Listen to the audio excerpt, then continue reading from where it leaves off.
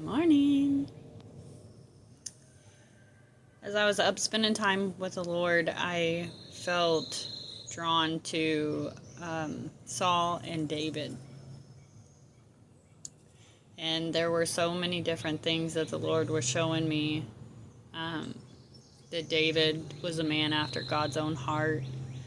And he sinned, but he was repentant and he trusted God. You know, whenever Saul was coming after him, he still desired what God desired. And we can read in 1 Samuel 18, whenever David came back from a mission, the people were singing about him. And they were singing about how Saul has slain his thousands and David his tens of thousands. And we can see where it made Saul very angry. And that there was an evil spirit from God that came forcefully on Saul. And he actually hurled a spear at him and tried to kill him twice. And then, you know, it says that he was afraid of David. And then it said that he tried, after Saul had tried to kill him twice, then he said that he would give David his daughter. And it's so crazy, like, reading these accounts of what took place. And, you know, that David, even though Saul tried to kill him twice, he still, this is how humble David was. He still, after Saul tried to kill him twice, he says, this is what he says to Saul, after Saul, you know, asked him to be his son-in-law.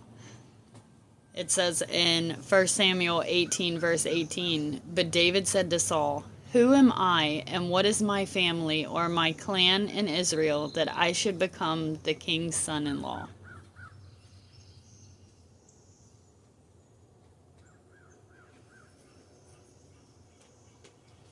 That is so beautiful. The humility in David. That even though Saul had tried to kill him twice already,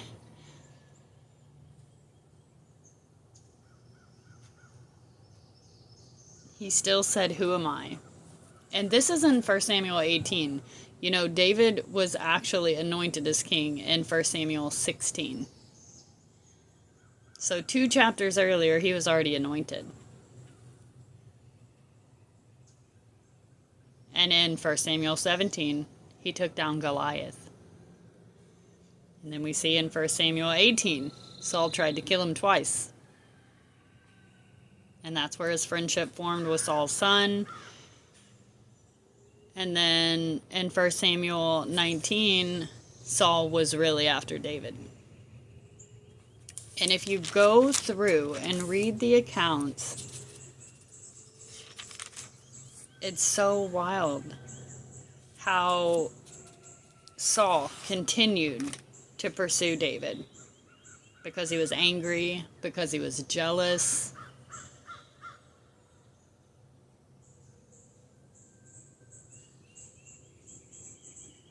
It says here, Saul pursues David. And then David spares Saul's life. And it really ministered to me about the dangers of our anger and jealousy and striving to be something that, you know, because we know that Saul was no longer anointed as king. You know, that the evil spirit fell upon him and David was anointed as king. But it's so beautiful how David still held him in esteem for the position that he held. And I think that we can all learn from that. And even writing down the chapters, like writing down the chapters that these things happened, it ministered to me so deep, that there are many different chapters in our lives, different things that we go through and we grow through. And if we could actually sit down and write an account of our lives in chapter form, we could see, where the Lord came and he brought restoration, where maybe we were even after someone, where we were anointed for a thing, where we came up out of the pit, where Jesus went in and sat with us, whenever we were struggling. When we doubted ourselves, whenever, because David didn't feel worthy to marry the king's daughter, how many times does the Lord tell us that, I have this thing for you. I want to grow you in this area to show you these great and wonderful things. And we just say, we're not worthy of these things, God. And the truth is that we're not, but we are, because we are sons and daughters of the Most High King. And whenever he formed us, he knew what he was creating us for. Think about it like if you have to dig a hole for a mighty oak tree, you're not going to go grab a spoon or a fork. Chances are you're going to have to rent one of those big old hole digger things. But the purpose, we need to see the things that the Lord has purposed in us to help us to grow into everything that we are. And we often overcomplicate it, because we want to know the why. Like I shared that the Lord revealed to me about my purpose. And I feel like oftentimes we can get so stuck on what our purpose is that we forget to walk in it. And that's the beauty of just walking it out with the Lord. And that's what he showed me, whenever he purposes things in us. Sometimes if we know, exactly what is going to come of a thing, that we might take a different route. And this world, the way that it comes against us, the pains that we've endured, the struggles, the trials,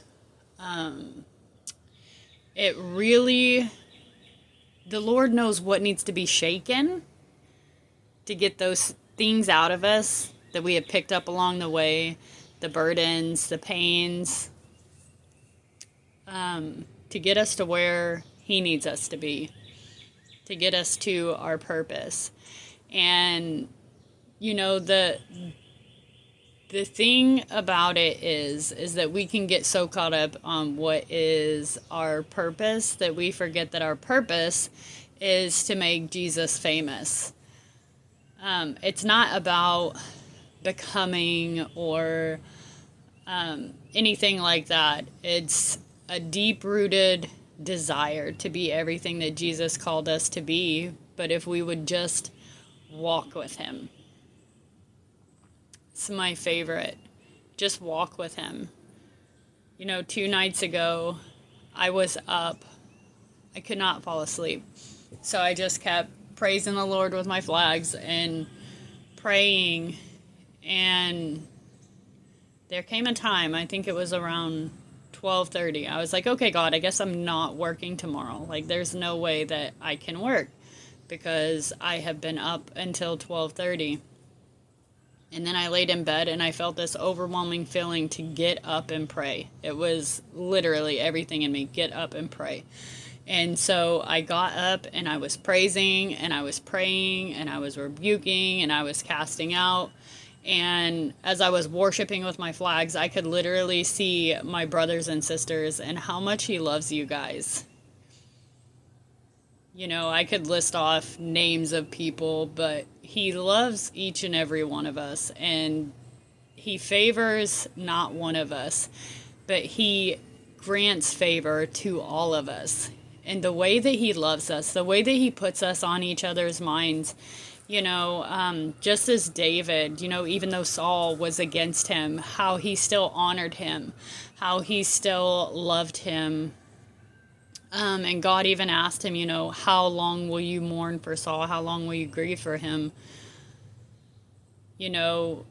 Some people would look at that and be like, what is wrong with that dude? Like, he's trauma bonded or something. But it is literally, whenever you have a heart, whenever your heart is literally inclined to desire the desires of God, to see the plans of God fulfilled, you love different.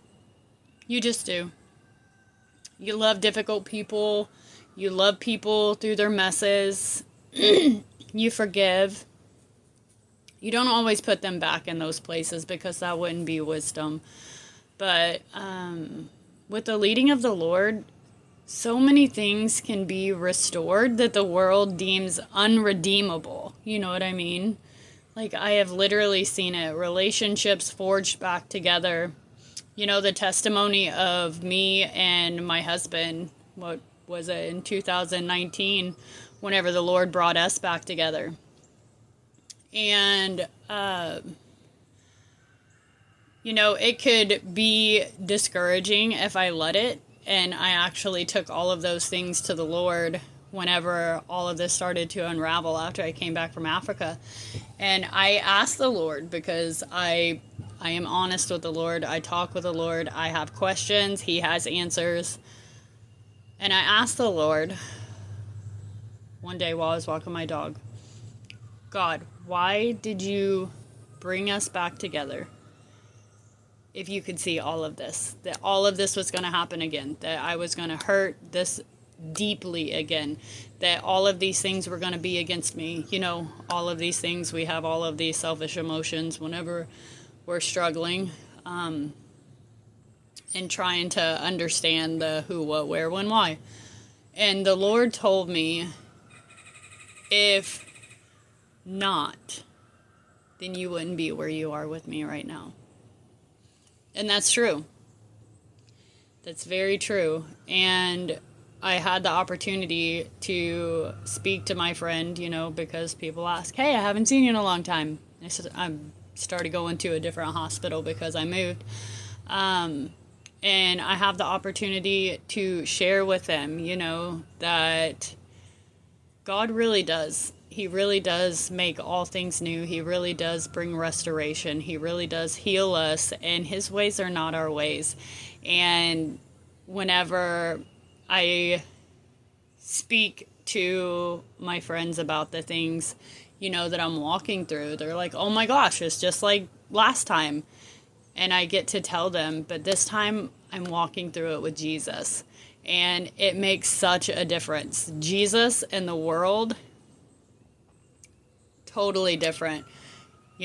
Back then in 2018, I was getting wasted. I was trying to heal my sorrows with alcohol. And that, I don't know why we think that heals or solves anything, because once you get drunk, you start overthinking, and then you just become a blubbering mess. And you make all kinds of stupid decisions you wouldn't make if you were sober.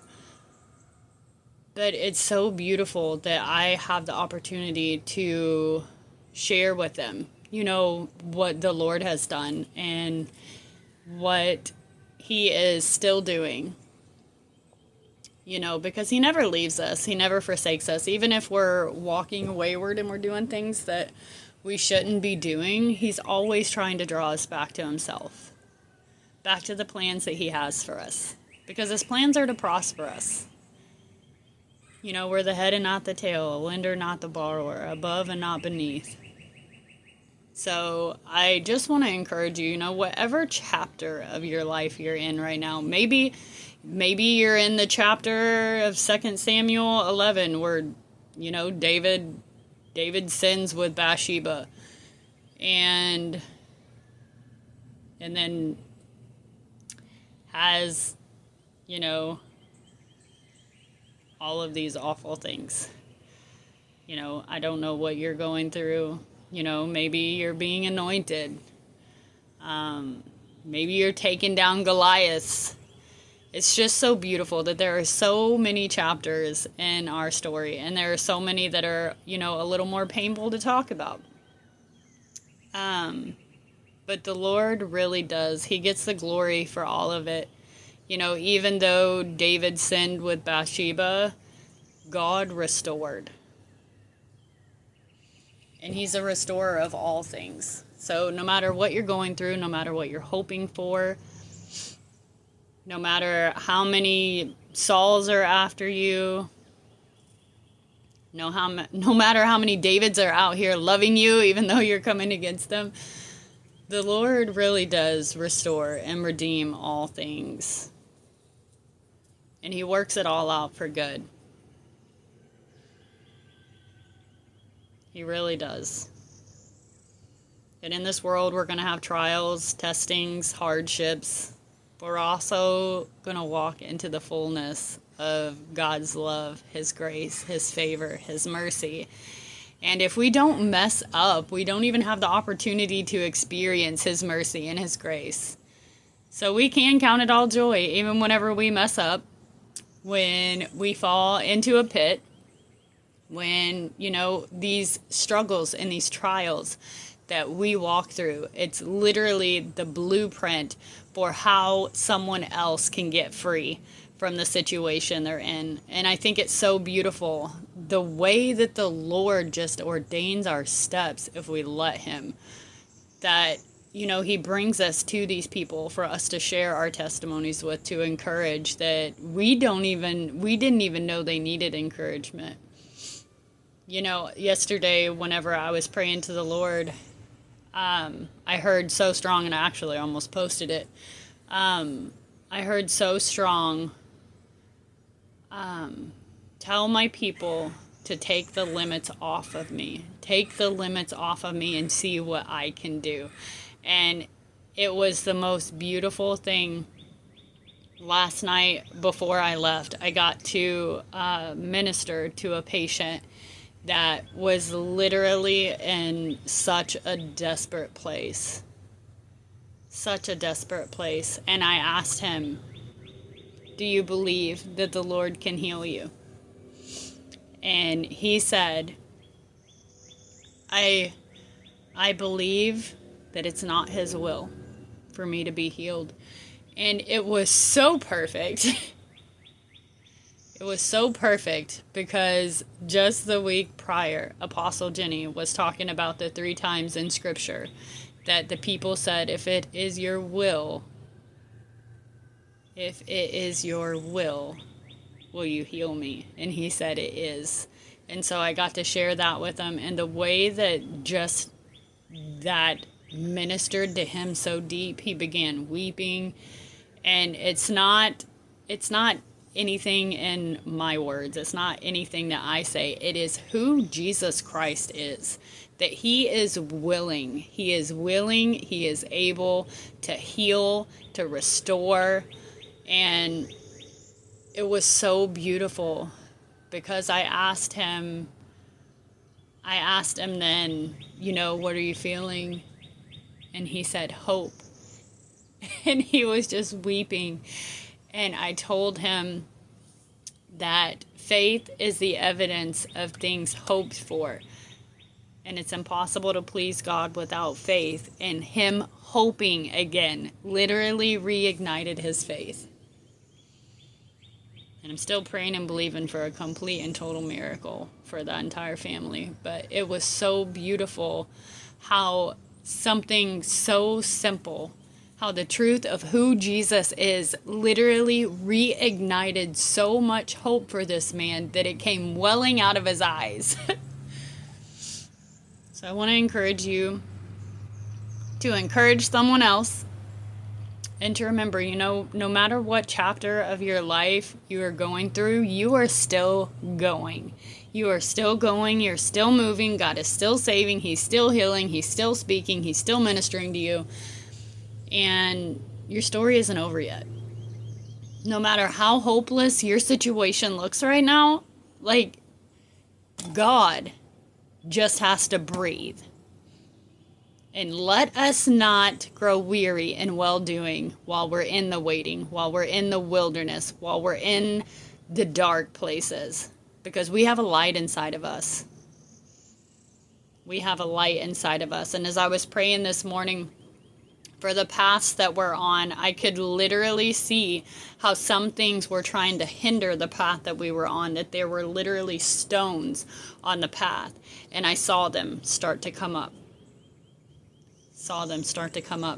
And the Lord is moving in his people. He's opening our eyes. He's opening our hearts. He's taken our stony hearts and given us hearts of flesh. He's increasing our compassion. He's increasing our love. He's increasing our joy and our peace. And we just have to let him. We just have to give him our day. We have to trust him in the waiting. We have to trust him when it makes absolutely no sense. I was reading again in Job this morning, about all the friends. And so just be encouraged, that not everyone knows the plans that God has for you. Not all of the people online, not all of your friends, not your pastors. Yes, they're good for helping us, lead us, guide us. But ultimately, we need to listen to what God is saying. So listen to what God is saying to you today, what he's asking you to surrender, what he's asking you to give up. Listen when he's drawing you to come a little bit closer, when he's showing you that area in your heart that needs to be surrendered to him, that place in your life. Maybe it's your time. Maybe you have time for everything else but God. Or maybe he just wants to remind you that you're fearfully and wonderfully made, perfect in his image, and he has plans for you to prosper you, not to harm you, to give you a hope and a future, to bring restoration. And remember, your latter days, the days that are coming, are going to be better than your former. And he works everything together for our good. He gives us back time. He gives us back resources to do the things that he's calling us to do.